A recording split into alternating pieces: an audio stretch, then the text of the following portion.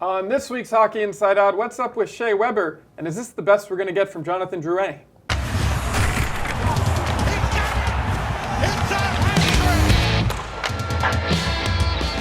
Welcome to this week's Hockey Inside Out. My name is Adam Susser. Back with us once again, we have from CTV and Habs Eyes on the Prize, Mr. Julian McKenzie, from CBC Daybreak, Jessica Rusnak, and from Hockey, Chris Nyland. If there's one thing that can be said about this season's Montreal Canadiens, it's that they sure know how to keep things interesting. All season, they surprised fans and analysts with their strong play and never quit attitude. What's even more surprising is the fact that they managed to avoid a long-term slump and stay in the playoff race well. That is, up until now, where they found themselves starting to struggle precisely at a time when they can't really afford to do so. Right now, the Canadiens need to rely on every important asset they have. So, do you think that Carey Price will play for the remainder of the season?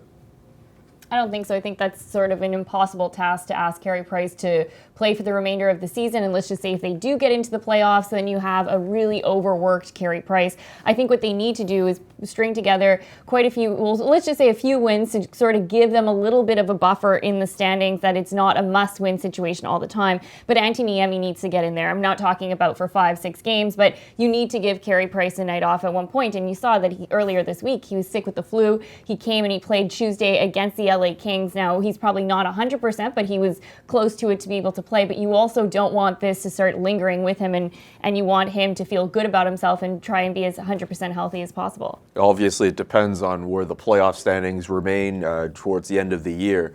But if it gets to a stretch where the Canadiens need to fight for their playoff lives with 6 or 7 games left, I can totally see the Canadiens just riding out Carey Price. Of course, Antti Niemi needs to get some starts in here or there. With as many games left in the year, that's when he can start to get his time here and there. But the situation is a little dire right now, and if it gets a little too close to the wire, again, 6-7 games left in the year, then you can run Price into the playoffs. Now, no point in doing that. You're just going to tire him out too early. Yeah, it's too close, this race. You got to play him as much as you can. I think they got 1 or 2 back-to-backs left. Yeah. And, you're going to have to sneak the other guy in there at some point, but you got to play it by ear. You got to see how they're going in order to put him in the lineup in one of those games. So, listen, they got a tough sled the rest of the way. They got these 2 games out on the West Coast left, and then they have the Islanders twice, and then the last week of the season, it's in Tampa Bay, in Columbus, and then back home, Tampa Bay, Toronto in Washington. They have a tough schedule, and those last 5 games of the season, I get a kick out of some people saying it's nice if they could make a little room for themselves and give some guys a rest the last 5 games. There's going to be no rest. This is playoff hockey now, and certainly Carey Price, you got to play him as much as you possibly can. They got to play it by ear as they go here. Well, they're really keeping it down to the wire, though, with this, trying to make the playoffs. Despite scoring a goal and an assist on Tuesday night in Los Angeles, Shay Webber has not been playing like himself lately. Is he injured, or is he just being overworked? We don't know if he's injured, but the fact of the matter is it's a long season. He's getting a little bit older, right? He's up there. He got some hard miles on him. But listen, this is the time of year that we always talk about, the doldrums of January, February. We're into March now, I get it, but it's a long grinding season. And when you've been around as long as he has and seen what he has seen on the ice, the transition of the game going from a pretty physical, upbeat game to a really wide open speed game. Some nights, if he's not in the right position, he's gonna get turned to the outside. He has had a couple of tough games, but listen, it's gonna happen. Every player has them. You just gotta keep them to a minimum if you can. And to me, it looks like he's turned it around from them couple 2-3 bad games that he seemed to have. It's kind of a tough situation for Shay Webber if he is actually at least a little bit hurt. I know a couple people on Twitter at least have started to wonder if that's an actual theory. I can't help but think in that Kings game, of course he scored that goal, but I can't help but think of that one play where Jeff Carter kind of got around him and beat him by a couple strides. I think that if that was a healthier Shay Webber, he would have been able to at least put a body on him and stop him. I'm not a doctor. I don't know if he's hurt or not, but definitely he's going through the doldrums of the year, tough throughout the season, of course, missing a good chunk of that for his injury earlier in the year. But considering the situation that the Canadiens are in, they can't really take that much rest. They kind of have to ride Shay Webber, who's obviously one of their two best defensemen, along with Jeff Petrie. So it's kind of a tough situation for Webbs. Well, they've been riding him since the start of the year, and he's been logging so many big minutes that it's not surprising that he's going to have a little bit of a slump or some minor injuries. Everyone's really injured at this point in the season, and it's just a matter of finding a way to play through it. But I think it's just more evident because Shay Webber is so relied on right now with the Canadiens that he has a few bad games, and everyone's saying, what's wrong with him? Does he have an injury? Is this a slump? Will he be able to return to himself? Let him be a human. Let him have this little bit of a slump, and then see him if he's able to turn the corner there. But I wouldn't be too concerned with Shay Webber. That I think this, as Chris said, every player does this throughout the year, and this, unfortunately, is just happening right now with him. The Canadiens began their 3-game road trip in California with a 3-1 win over the Kings on Tuesday night. Fun stat, they're going to be playing San Jose, where they literally have not won a game in the 21st century. Do you think the Canadiens will break that ugly streak on Thursday and beat San Jose? Who knows? Listen, they have to give themselves the best opportunity to do that, and the best opportunity to do that is skate, be assertive from the start of the game to the finish like they were in L.A. They didn't sit back in L.A. They went at them. They put their game out in the ice. They didn't wait to see what L.A. was going to do, kind of like when they went into Jersey and waited to see what Jersey was going to do. They have to come out, be assertive, put their game on the ice, move the puck quick, get to the net, have good cycles. Don't let the game become too physical down the offensive zone, and that means keeping your feet moving, getting the puck to the net. So yeah, it's up to them. They certainly haven't played well there. There's no question about it, but they have an opportunity here, and they have to take it. The points are too important. And, the San Jose Sharks are a really good team as well. So they have to come ready to play, because if not, the Sharks are going to jump all over them. But I always find that interesting in sports when there's certain buildings and there's no real logic behind it as to why teams struggle in different arenas. I know the Rangers for years struggled at the Bell Center, but it's just one of those things that maybe they can get over. And last year, the California trip was really bad for the Canadiens. They came back without winning a game. This year, they're already off on the right foot, winning. And Carey Price mentioned that after the game, saying, this is something that we needed to win this game, and mentally that might help them, and we'll see if they're able to transition that into Thursday's game. It's a shame that this California trip is at this juncture in the season, because if this was earlier in the year and the Canadiens were able to get 4 points out of a possible 6, we'd be looking at this California trip as a success. And the game in San Jose, considering how good of a team they are, considering the fact they're a cup contender, that game could easily be looked at as a bonus if they win. Because the way LA's been playing this year, they jumped all over them, they get their win. Anaheim hasn't been good this year. If they're able to get 2 points from Anaheim later on in the trip, that's going to be great for them. But considering all the teams that are crawling behind them in the playoff race, they really need those points in San Jose. So they pretty much need to play their best hockey of the season at the Shark Tank. Maybe they just like to relax a little bit too much in California. I've been there. It's a very chill state. Jesperi Kotkaniemi has 11 goals this season, none of which he scored on the road. How do you feel about Claude Julien's decision to make him a healthy scratch in LA on Tuesday night? I think it's a good idea. Again, he was fading a little bit. You could see him in certain games. He just didn't have that punch.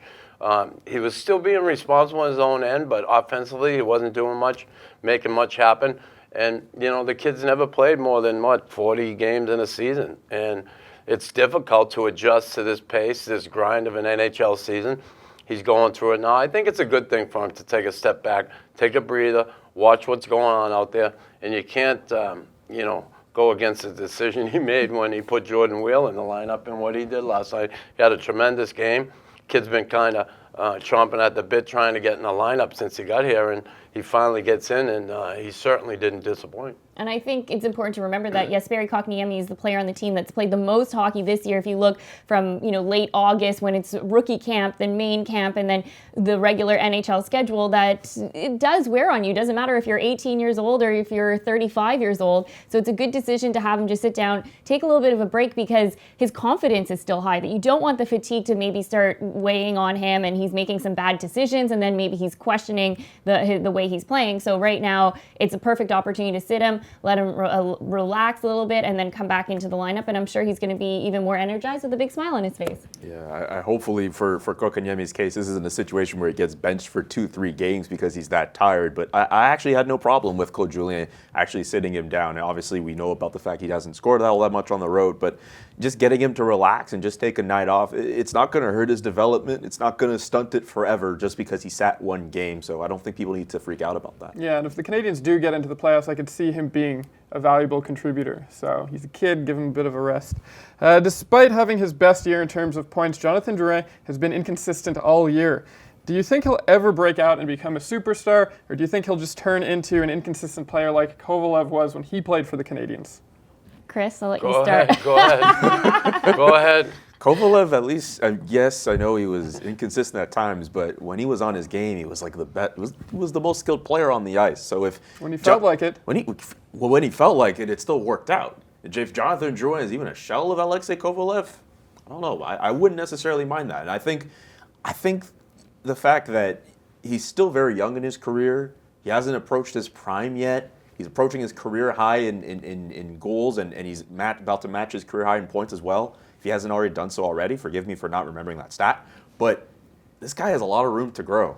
And I get that a lot of people want to see more from Jonathan Drouin. His decision-making needs to be better, specifically on special teams. But I can't help but feel, but a guy with his talent, I know I've been high on him since his draft here, there's still so much more to come. And even with a guy like Alexei Kovalev, it was a guy who, when he was coming up and playing with the Rangers, it wasn't necessarily there for him yet, and then he blossomed in Pittsburgh, and we all know what happened to his career after that. This is a guy who's going to need some more time to eventually develop in that superstar. And maybe he'll be a bit more consistent after that. I don't know. I think people are a little bit too hard on Drouin. It's a little ridiculous. Maybe, yeah.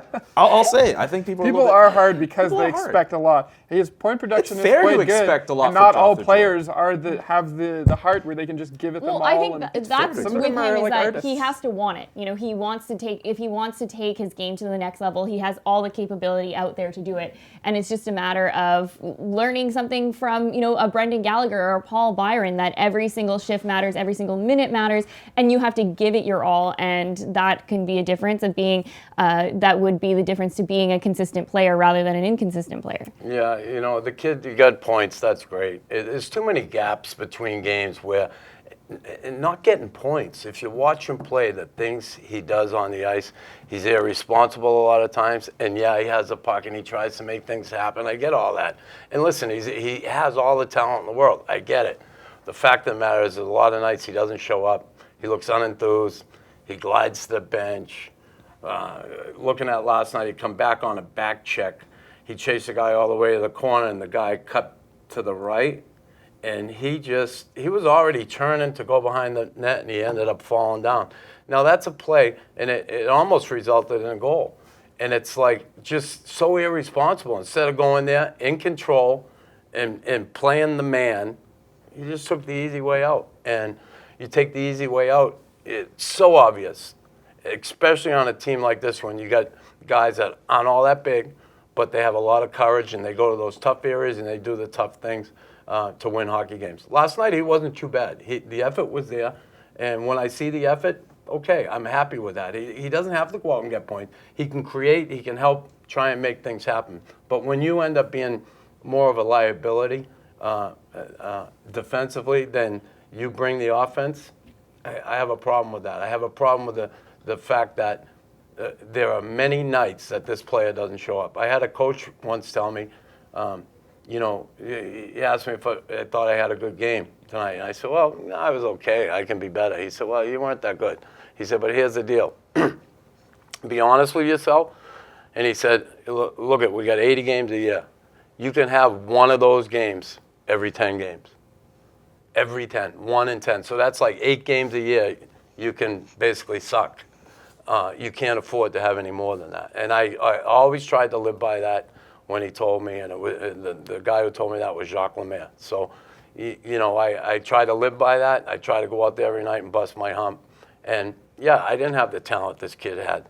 And that's great, guys have talent. I get it. But guys who have a lot of talent and have a low work ethic, and they take nights off, it's so visible to teammates. It's just not a good recipe for winning. And those guys, like I said, they can be not there all game. All of a sudden they score a goal, and everything's great. I feel as if just watching a couple games from Drouin, I won't dispute the fact that there are moments where he will kind of back off and not give 100% of his effort. But I also can't help but feel that he feels very defeated. I mean, I think we might have referenced defeated. Well, we're gonna of course he feels bad for himself. Well, gee, it's tough. It's gonna happen where it's gonna happen where you're playing him a trophy games. Now. It's gonna happen when give you're him a playing participation trophy. No, it's not a question of giving him a trophy. It's gonna happen. On him. No, come on. It's gonna happen when you play games and nothing goes right for you. I get that, but when there's no effort, you know what? Things won't go right when there's no effort. But when you're a player who's always been the really talented one for your age group, and then things get hard, it's like, boo-hoo, now things are more difficult. It's harder to have sympathy for those players when you look at other players that really had to struggle, like a Paul Byron. Overcoming that, it's just something that you have to do in life. Yeah, if he really is feeling sad because he's having some down games, he's playing in the NHL at a professional level. I'm not saying he's sad and he's going to cry every night. I'm just saying there are just moments where he realizes stuff isn't going right for him and he's gonna yell out an expletive when he gets to the bench, and we can all hear it from the press box. But anger to just is okay kind of if you put come the back whole, with twice the heart. He's so young. To put the inconsistent. I mean, look, he can improve on that a little later. There's still so much more to come from this player. There's more time. Okay. He's not 28, 29. All right, that is all the time that we have for this week's show. We want to thank you all for tuning in. Who do you agree with, Chris or Julia? What would you like to see happen with Jonathan Drouin? Is he going to get better, or should you let him go? Let us know in the comments section below. I'm Adam Susser, and I'll see you next Thursday.